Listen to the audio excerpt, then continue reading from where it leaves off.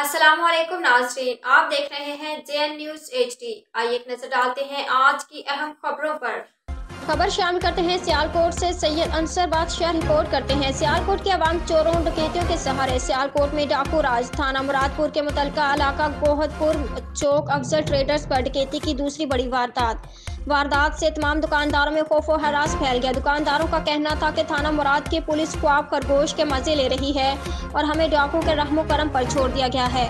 SHO थाना मुरादपुर सिर्फ थाना की हदूद तक महदूद है। JN न्यूज़ ने अफजल ट्रेडर्स सियालकोट पर होने वाली दूसरी वारदात की भी वीडियो हासिल कर ली है। पहली वारदात 8/12/2022 को हुई थी। 50,000 दुकानदार से और 20,000 मौजूदा ग्राहकों से और एक ग्राहक औरत से 1 तोले के कांटे भी नाजायज असला के जोर पर यरगमाल बनाकर लूट कर रफू चक्कर हो गए थे, जो थाना मुरादपुर के SHO की नाअहली की वजह से गिरफ्तार न हो सके।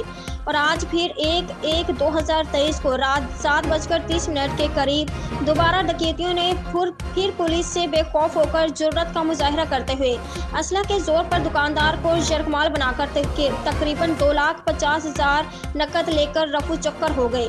22 दिन में 2 दफा एक ही दुकान पर डकैती की वारदात ने साबित कर दिया कि थाना मुरादपुर का SHO आवाम को तहफ़्फ़ुज़ देने में नाकाम हो चुका है।